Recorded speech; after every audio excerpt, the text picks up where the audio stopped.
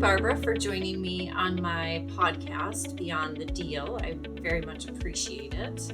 First, I'd like to introduce you. Obviously, we have known each other for quite a few years, probably close to 20, I think. Not closely, but we've touched base on and off over the years and recently reconnected and thought that you would be a great guest for my podcast. Obviously, you have owned your business, started it almost over 30 years ago, right, at IQ Inc., and have grown it now to, it is a software development, custom software development, project management consulting firm for product development for small and large companies. Anything to add to that?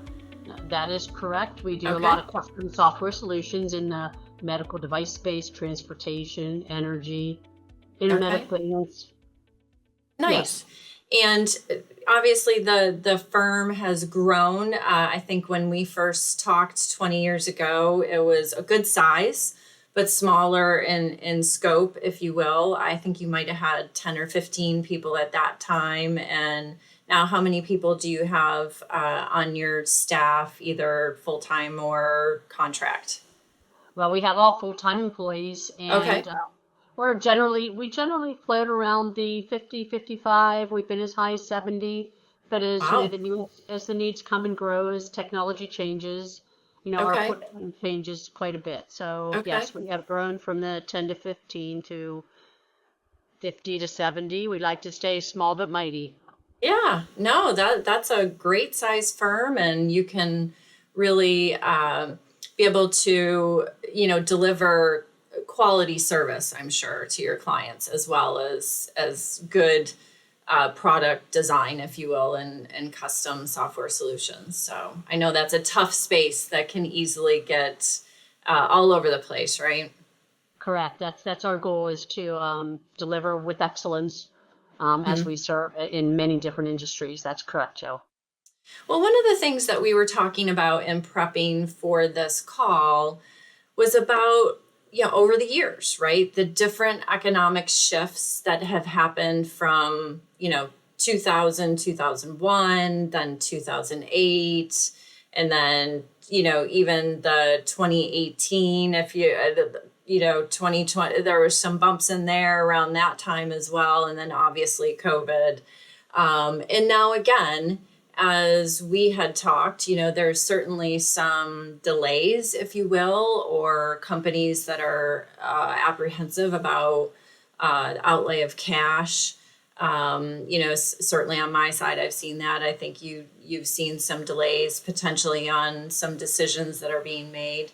But as we talked, we really discussed, both on the client side and on the employee side. So if we dig into the client side, how you have been able to, really lead your clients through and work with your clients during these tumultuous kind of times that we've been through over, the last 20 plus years. After you and I, met and talked about your podcast, I reflected on that a lot. And one of the key things that resonated with me is selling was easier in person when doors were open and there was a lot of opportunity to set up in-person meetings and sit across the table. Right. And so sales to me is relationship building, right? Understanding your client, understanding the needs, understanding if you are capable of fulfilling and helping that client. Yeah. And, through the tumultuous times, and of course it goes back even in 9/11 days, when the terrorist attack, where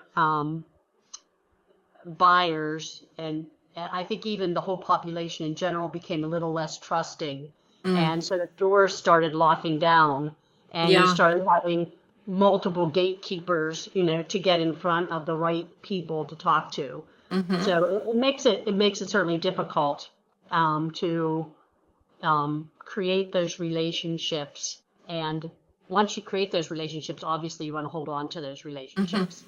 And during the tough times, during the the times when the purse strings are a little bit tighter, Right. my approach has always been to make sure that the clients know that we're still there, even in the tough times, whether they're buying at this time or not. But are there other things that we can help with, from the Okay. personal side? Understanding that they're going through the same difficulties that everyone else around us. We're all surrounded by it.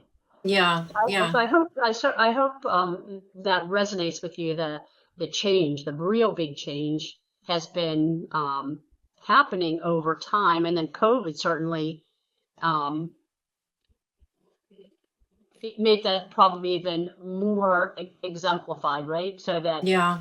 nobody was going out, right? So Mm-hmm. if you went out, it was almost like there was this fear factor, of people leaving the protection of their homes, of their, you know, apartments, whatever, wherever they were. There was a Yeah. real true fear of leaving. So once again, being able to find opportunities to get yourself in front of the right person at the right time with the right message has always been key. Yeah.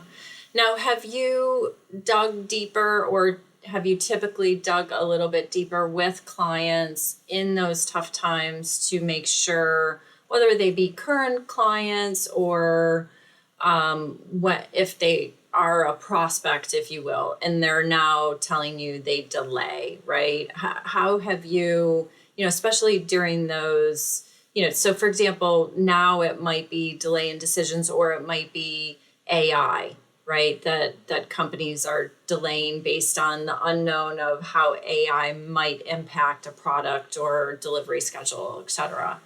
So, have you typically dug in with those clients and had different conversations with them to kind of create awareness around it? Or how have you typically over the years had those kind of conversations? I think you hit a great point. So yes, being able to sit down and just talk about it and eliminate kind of the fear factor, Mm-hmm. uh, eliminate the fact that it's unknown. There's a lot of unknowns as it comes to technologies. It continues to evolve. Yeah. But you want to be able to experiment, as we call it in our industry, and fail fast, right? So Mm-hmm. Hmm. try different Interesting. things. Yeah. But it was interesting because we actually had a call with a client. It's a re-engaged client. So we have a lot of clients that we deliver to Yeah. during their product life cycle. And then we may go away for a period of time, but then as they continue to evolve their product, Right. and we call it reskinning, adding features, whatever it might be to that product, that we get, asked to come back in and help them um, kind of strategize, big picture think, what are the right tools to build, Mm-hmm. what's the right product line to build, but being able to speak about how AI can help Mm. um, get the product to industry quicker. But we have to be careful with AI. So AI is certainly Mm. continual learning, right? As humans continue to learn, we continue to build out these AI tools, right? Right. Right. And AI is something that will continue to evolve for a very long time. AI is not a one and done. And I think a lot of I don't want to call it the client base, but more of the individual contributor base might get a little nervous. So our prospects are not only clients, customers, but they're employees as well. Okay. Obviously we have to be able to sell to individuals to be able to um, get their buy-in that they like our business model, they like the client base, they like our impacting the quality of life through technology, Right. continual learners, so as we all continue to learn, being able to educate the clients along with us as we learn how to use these tools, how to build the tools. Yeah. So the same question, as we explored it, also was on the employee side. As you ebb and flow, obviously the biggest, maybe downturn or where you had to make any changes might have been around COVID, or, but we've had those cycles before, right? And obviously being the size that you are now, you've obviously been able to rebound or maybe even grow more out of COVID. Um, what sort of conversations have you had to have with some of, maybe delays in product development or AI capabilities as far as product software programming, being more efficient. Have you seen or had to have any of the conversations, and how are they similar to maybe ones that you had to have back in, after 9/11 or other times? Once again, great question. So, it was interesting during COVID, actually. It was hard to hold on to individuals because the world opened up, you Oh, know, okay. Okay. and when I say in the world of technology, Mm-hmm. because, Mm-hmm. so one of the key founding points when I started IQ was flexibility. That Okay. the fact that in technology, certainly you have to be mindful of your team members, you have to be mindful of client time frames, you're getting projects done, getting work completed, but having the flexibility to allow individuals to work in what I always consider their optimal time. Okay. So, and when you think of, so in my world, there's a lot of what we called closet coders. That Mm-hmm. their their most creative times were in the dark hours of the night, right? Yeah. Yeah. Not 11 to 4 in the morning or right, something, right? right. Not where we're trying to confine, that creative thinking process and development in a 9 to 5, Mm-hmm. Mm-hmm. where. And so when I started IQ, it was really important to me to be able to message that to clients and be able to sell that to clients, that not to necessarily be concerned about when somebody walks into the office and starts work, but what the product result is. Mm-hmm. What delivering on what you um, have promised to deliver on, and Yeah. then allowing the freedom within the constraints of the individual, because we're all individuals, right? We all have different needs and things challenging us throughout the workday, throughout the 24-hour day, right? Yeah. Yeah. So when COVID hit, the rest of the world saw that, and they had to, right? Because they were not, we weren't permitted, right, to go into offices, right? Right. Right. So companies all over the world realize that, it doesn't matter where you are. I have a piece of work. I can ask somebody from IQ to do this work, and, Doesn't they can matter. work with the confines of their home and get it done, at any time of the day. Right. So, but the challenge there was that with that, that they were just stealing, resources. So, Recruiting away, yes, right? correct. Where other jobs may not have been open to them that were in California or in, Dubai or London, where now if they wanted that talent and were willing to pay for it, they could potentially snag them, right? Correct. So you Mm-hmm. still have to, in the world of hiring employees, you have to build a culture, that there's a trust factor, that they believe in what it is you're building. Yeah. It's all the things you hear about the culture, but it's all intangible, right? Being valued. One of the things that we hear a lot more in our world today is the employees need outward gestures of recognition that we didn't expect. When I come from the big corporate world of Westinghouse, where we Mm-hmm. didn't expect outward gestures of recognition from our employer.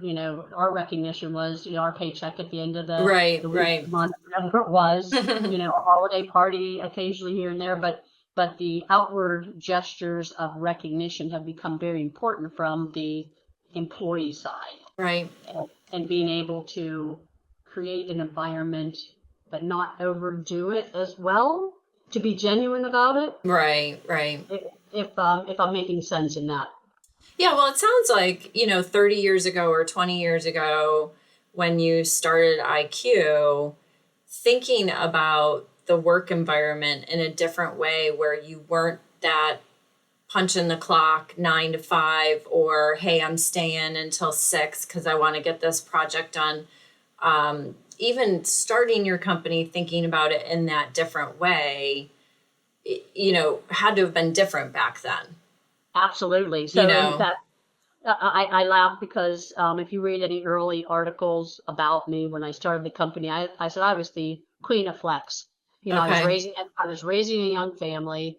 I was out there doing business development, recruiting, creating invoices, contracts, work documents, so when, I'd get my children to school and then work like crazy until they, came home from school, then they participated in dance and soccer and got them, through dinners and back to bed. And then I'd get all the operational things done at night.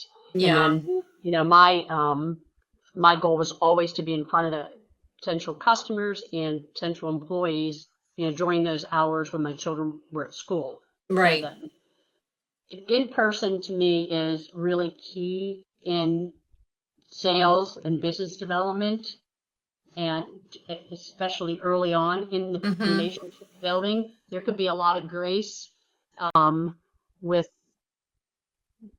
diminishing that over time, but Mm-hmm. knowing that you're always there, if the customer in fact needs to have you, in person, and your employees in person. So now do you have, 5 years out of COVID? It's crazy that to me it's like, oh my gosh, it's 5 years, right? But it is.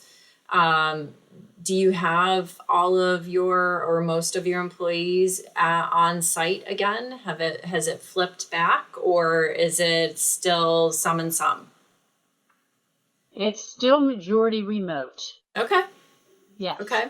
So And we are starting to hear from our customers more and more on premise. okay. But we will, I believe, we will always have a portion of our workforce that, well, I truly believe that the workforce will continue to be able to have a hybrid work environment where they can work from home so many days a week and on premise so many Right. days. Right. Right. Interesting. And so, one of the other areas that we were talking about to flip a little bit, if you will, is, you know, um, how do you support or engage with bigger companies? Because I find it interesting because you do have very large companies that you support on the product development, software development, versus maybe a startup, and supporting them. Are there different techniques? Are there different ways that you engage them on the business development side? Because I would think that the sales cycle might even be much different between the two. The sales cycle is definitely much different, and certainly when you're working with large corporations, you have multiple gatekeepers to go through, and you have multiple um, processes to follow. Mm-hmm. So Yeah. when we work with early stage startups or smaller companies, it's generally working hand in hand with the CEO, the founder. You're working directly with the engineering team. Mm-hmm. From a large corporation, certainly our approach has been generally to get in at the engineering level, whether director, VP, Okay. VP level. But once we get in and start to work with the engineering teams, that's where our success starts to happen. As we really work with the engineering teams and understand the problems, the products, whatever it is they're trying to solve, and where we might be able to add that value. Working with small business, we find ourselves coaching and mentoring more so in Okay. process and in our experiences, bringing in experiences of how we have solved similar similar situations, similar product development. So we might bring more process into a smaller company, whereas a larger company has those processes. We Right. have to learn very quickly how to adapt to their processes. Yeah. The way that they want you to program. I know that sometimes becomes a bone of contention, if you will, based on how things are programmed. They want it a particular way, right? If Well, they're doing QA and whatnot. correct. There definitely might be a specific set of technologies that they want you to build Mm-hmm. a product in. A small early stage company, once again, still may be open to that, bringing in some best practices, bringing in some of the things that we've worked through in the past. being able to make recommendations on what tools, what languages to use, what platforms, where to park the systems in the cloud, things like that. Yeah, where that larger company is probably going to have that set already. I would say probably the biggest difference is with smaller and early stage startups, you have a lot more flexibility. And in large corporations, you're generally adhering to their processes and their platforms that they currently have in place. Do you find there's two pieces on the larger side. Do you find with the larger companies, they sometimes like the outside experience as far as different ways or better ways or the latest trends on how to develop versus if they're always doing it the same way? Do you ever find that? They definitely see the value in the diversity and bringing in diversity. Absolutely. Okay. Do they also, on the flip side, depending on maybe the culture of the company on the larger side, feel threatened that an outside company is taking over maybe a part or piece of the development?